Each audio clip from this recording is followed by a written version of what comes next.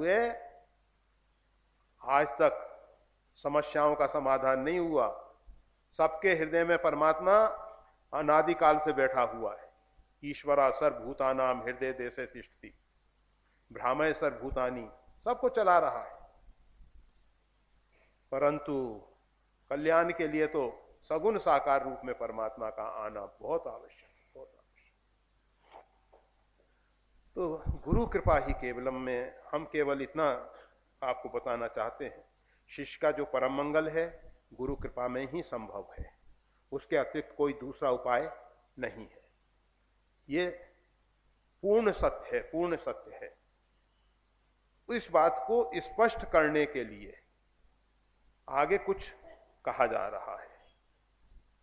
इस बात को स्पष्ट करने के लिए देह बलम, गेह बलम, वित्त बलम, चित्त बलम, ये जितने भी बल हैं, देह बल, शारीरिक बल, बाहुबल, घर संपत्ति इत्यादि गेह बलम, घर इत्यादि का, परिवार इत्यादि का, व्यक्तियों का, और वित्त बलम, धन, वैभव, ऐश्वर्य, ये बल, और चित्त बलम, चित्त की वृत्तियों का, ये सब बल एक तरफ रह जाते हैं। तद बिना तू सर्व बलम विद्यसार निष्फलम, गुरु कृपा के बिना ये सब बल बेकार हो जाते हैं, ये सब बल बेकार हो जाते हैं। कोई व्यक्ति बहुत बलवान है,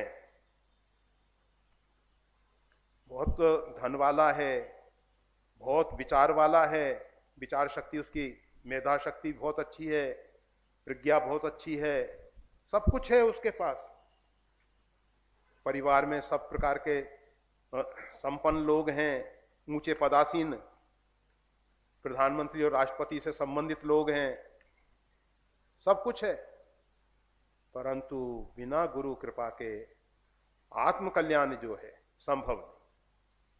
संसार में मान प्रतिष्ठा मिल जाएगी, संसार में सब कुछ मिल जाएगा, परंतु आत्म कल्याण नहीं होगा, अपना कल्याण नहीं होगा।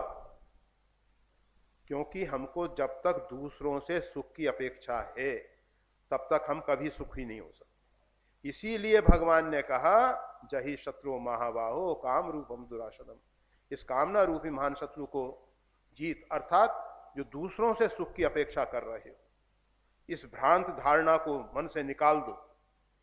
जब तक ये भ्रांत धारणा है कि अमुक परिस्थिति ऐसी बन जाएगी, अमुक व्यक्ति के द्वारा, धन के द्वारा, परिवार के द्वारा, विचारों के द्वारा हम सुखी हो जाएंगे, हम सुखी नहीं हो सकते। ये मन से विचार ही निकाल दो कि ये हमको सुखी कर पाएंगे, इनसे कोई आज तक सुखी नहीं हुआ। और जिसके पास इस प्रकार के बल हों, देह बलम, गेह बलम, वित्त बलम और चित्त बलम, जिसके पास हों, पर्याप्त हो, अच्छे ढंग से उससे परिपूर्ण हो, उससे मिलना और पूछना, क्या तुम इच्छाओं से रहित हो गए? क्या तुमने अपना आनंद पाया? जिस आनंद के लिए देश काल परिस्थिति की कोई जरूरत नहीं है, किसी भी देश में रहें, स्वर्ग नरक अपवर्ग समान, चाहे हमको स्वर्ग में रख दो, नरक में रख दो, कहीं रख दो, कोई फर्क नहीं पड़ता। किसी भी देश में रहें, किसी भी काल में, सतयुग, त्रेता, द्वापर, कलयुग, कोई भी काल हो, शीत उष्ण वर्षा, कोई भी काल हो, प्रातः मध्याह्न संध्या, कोई भी काल हो, किसी भी प्रकार की परिस्थिति हो, किसी भी प्रकार का काल हो, किसी भी देश में हम हो, परंतु हमारा सुख जो है अक्षुष्ण है, उसको कोई छीन नहीं सकता, क्योंकि हम आनंद स्वरूप हैं। जिस फूल में सुगंध है, सुगंधित पुष्प कहीं भी ले जाओ, किसी भी काल में रखो, उसमें सुगंध आएगी। वो सुगंध तो शीत उष्ण के प्रभाव से हो सकता है फूल पे अपना प्रभाव डाल के उसको कम ज्यादा कर दे, समाप्त भी कर दे, परंतु ये जो स्वरूप का आनंद है, सच्चित आनंदमय स्वरूप है जीव का, उसके आनंद में किसी प्रकार की कमी नहीं आने वाली है। हाँ, कमी आती है तो जब हम अपने आप से बाहर निकल जाते हैं। अगर हम अंतर्मुख हो जाएं, अपने अंदर बैठना सीख जाएं, अभी तक हम बाहर भटक रहे हैं सुख के लिए, और भटकते भटकते कितने जन्म बीत गए, कितनी जिंदगी बीत गई, आज तक हम सुखी नहीं हो सके। और जिस दिन हम अपने अंदर बैठना सीख जाएंगे, मोह को कहां ढूंढे रे बंदे, मैं तो तेरे पास। कबीर साहब कह रहे हैं, बता रहे हैं कि उस परमात्मा को बाहर कहां ढूंढने जाते हो, वो परमात्मा तो तुम्हारे पास में है। उसमें ना काशी में, ना काबा में, ना कैलाश में। तुम हज यात्रा करो, तुम कैलाश मानसरोवर की यात्रा करो, काशी की यात्रा करो, कहीं भी जाओ, कहीं भी जाओ, अगर विश्वास नहीं है, अपने अंदर का परमात्मा का साक्षात्कार नहीं है, तो कहीं भी चले जाओ, परमात्मा का लाभ नहीं मिल पाएगा। और अगर अपने अंतरस्थ परमात्मा को हमने पा लिया है, तो गोस्वामी तुलसीदास जी कहते हैं, उघरई बिमल बिलोचन ही के, मिटई दोष दुख भव रजनी। गुरु कृपा से क्या होता है? उघरई बिमल बिलोचन ही के, हृदय के जो निर्मल नेत्र हैं वो खुल जाते हैं। ये जो चर्म चक्षु, बहुत से सूरदास, उनके हृदय के चक्षु खुले हैं, उन्होंने परमात्मा का साक्षात्कार किया है।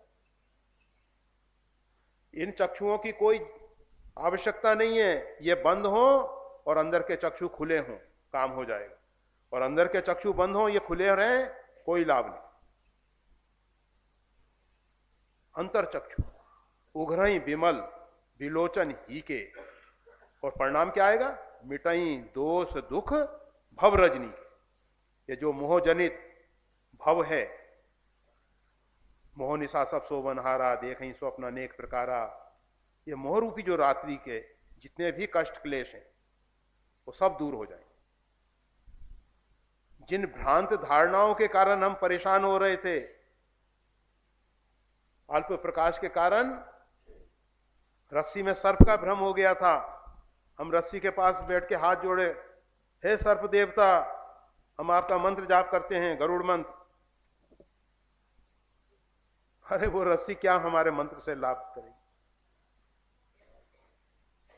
कितनी ही हम उसकी पूजा आरती करें, कितना ही कुछ करें, परंतु जब तक प्रकाश नहीं होगा, तब तक वो भ्रांत धारणा दूर नहीं हो सकती।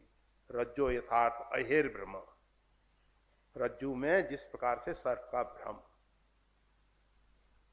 उसके लिए एकमात्र उपाय है हृदय के नेत्र खुल जाए। ये हृदय में जो जन्म जन्मांतर का अंधेरा छाया हुआ है, ये दूर हो। उघरई बिमल बिलोचन ही, हृदय के नेत्र खुले। बाहर के नेत्रों के लिए तो हम चश्मा लगा लेते, थोड़ी सी तकलीफ होती है हम डॉक्टर के पास जाते हैं, नेत्र विशेषज्ञ के पास जाते हैं, इलाज कराते हैं, सब कुछ कराते हैं, परंतु हृदय के नेत्रों के लिए हम कभी कुछ नहीं सोचते। कितने समय से ये बंद हैं, इनको खोलने के लिए हमने कभी कोशिश नहीं की। अगर ये नेत्र किसी कारणवश बंद रह जाए, हम डॉक्टर के पास जल्दी से जल्दी दौड़ेंगे, कहीं भी नेत्र का मामला है। दृष्टि है तो जगत है, अगर दृष्टि गई तो सब जगत बेकार। केवल थोड़ा सा जगत इस दृष्टि के कारण है, और जो अंतर चक्षु है, जिसके कारण सार्वभौम अस्तित्व है, उसके प्रति हम उदासीन हैं, हम उसमें रुचि नहीं ले रहे। नहीं तो देर नहीं लगने वाली है। सुमरत, केवल सुमरन करने मात्र से श्री गुरु पद नख मणिगण ज्योति, सुमरत दिव्य दृष्टि ये हो, सुमरत दिव्य दृष्टि हो। केवल सुमरन करने मात्र से अंदर दिव्य दृष्टि हो जाएगी। उघरई विमल विलोचन ही के, मिटई दोष दुख भवरजनी के। तो उस अंतर चक्षु को खोलने के लिए गुरु कृपा ही के। तो इस प्रकार से इसको समझना चाहिए